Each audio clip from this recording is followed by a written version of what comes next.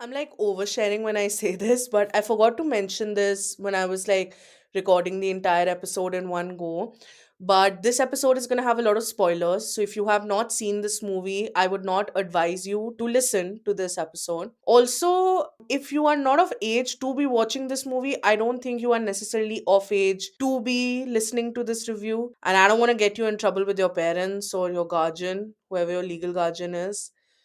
I don't know what to say. I'm sorry, but please try not to do that. I don't want to get you grounded. So, yeah, that is all. That is the only disclaimer I had. And now we move into the review. Thank you.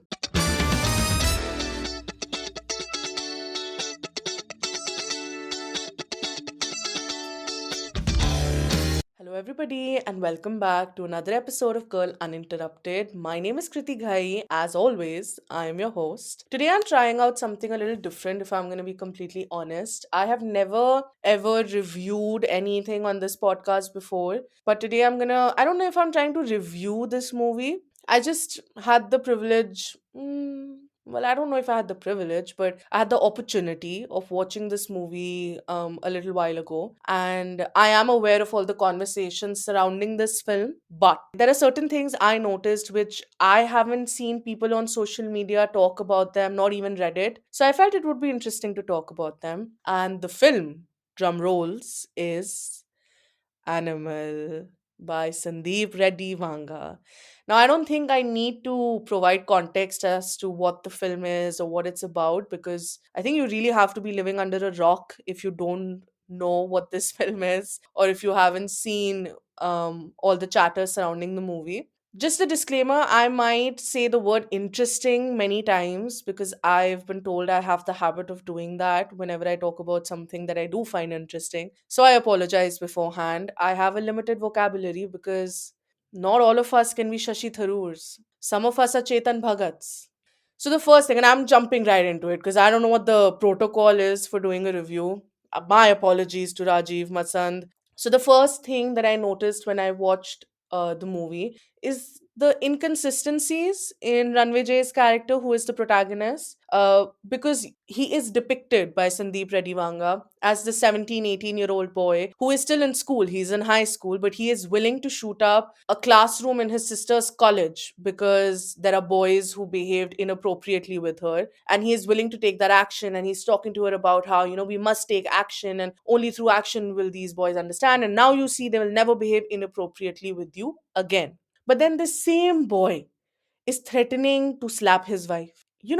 The same boy who is going up to his elder sister and telling her, I do not like the man you are married to, and is very offended when he feels that that man physically doesn't act right with his sister and tells his sister, that you should leave him and you're so well educated and you went to Harvard and you can build your own life, you can work, you can take over the family name. And he's talking about very progressive things. I mean, he's telling his sister, is this what you've brought back from your education at Harvard? And it's nice to see that. But then the same boy is at Gitanjali's house, who is at that time engaged to someone else, and her wedding festivities are going on.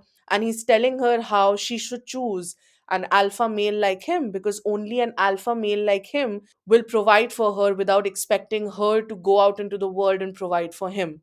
Right. So these are just some of the minor inconsistencies, like right at the top of my head, that I noticed with Ranvijay's character. What I will give Sandeep Redivanga credit for is the fact that he depicted female rage really well.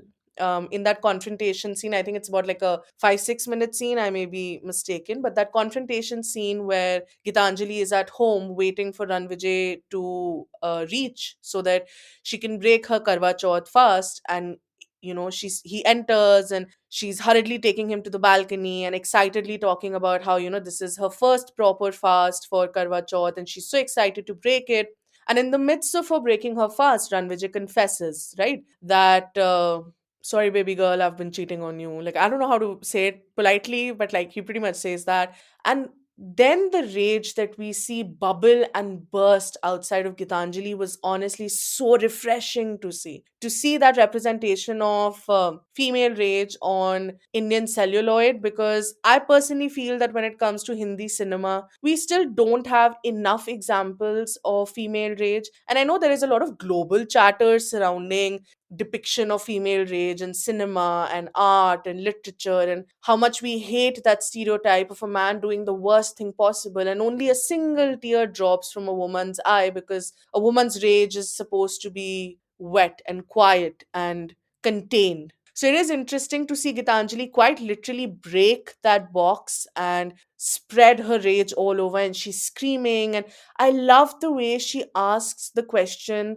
that I feel like any of us, if we ever were in that position, I feel like we would ask the same questions, right? And you don't, at that point of time, you're not asking the deep and honestly even important questions. At that point of time, you are asking superficial, if I may say so, shallow, and those nitty gritty questions which are very obviously about your insecurities. And I love the way, she is shown to ask him those questions like, how many times did you sleep with her? And did you use protection? And was she better than me? And did you cuddle her like you cuddle me? And, she doesn't care the kids are there and she's screaming. And I will give him credit for depicting female rage very well. Again, I don't know if it was intentional or unintentional, but it was, I'm patting you on your back, Sandy. Good job. Another thing I noticed, I also just realized I feel like I'm saying I noticed a lot more than I'm saying interesting. So I apologize if that's annoying. But I did notice this, so I'm going to stick by that. Like when we look at Ranvijay's life, we see that from an early age onwards, the people in his immediate vicinity, in his immediate family in Delhi, they all disapprove mostly of his way of thinking, his mannerisms, and you can see that his father, at least played by Anil Kapoor, does feel that my son is little off. There's little some sociopathic tendencies he has. So he does see it like that, and he sends him away to a boarding school and hopes that, like his way of thinking or his actions will change and things like that. And I just find it very interesting that ultimately Ranvijay finds that kind of validation and support from his paternal cousins, if I'm not wrong. I also think there is a lot of similarities when I talk about Kabir Singh and Animal, but the one main similarity that comes to my mind, because like I talk about Kabir Singh and Animal because I've never seen Arjun Reddy. If you have, then please comment down below with your thoughts and views. In Kabir Singh as well as in Animal, the protagonist's main love story, the person he marries or wants to marry, or his main love, we see that the relationship between the two parties entails a major economic disparity.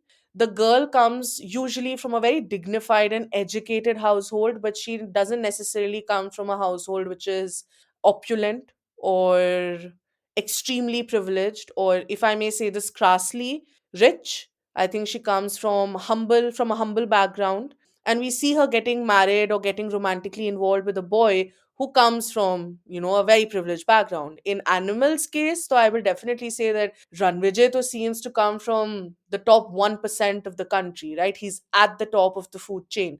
Kabir Singh, I will still say that we don't really see that extreme of a depiction of his family's wealth, but we see that he comes from a well to do, opulent background, right? Whereas Preeti does not. She comes from more so humble, educated background. Same for Gitanjali, whose father is said to be a mathematics professor, things like that. And again, I don't know if Sandy did this intentionally or unintentionally, but there is a social commentary that takes place when these relationships are depicted and the relationships are volatile or violent in nature. And the commentary is about the power money and economic privilege brings into a marriage or a romantic relationship. So I also think that was something that I didn't see a lot of people discussing, but I thought that was interesting. I don't think my opinion of the movie, very honestly, is any different from a lot of other people's opinions. I take this film the same way I took Kabir Singh. I think the movie is shot very well. I think the music of the film is phenomenal.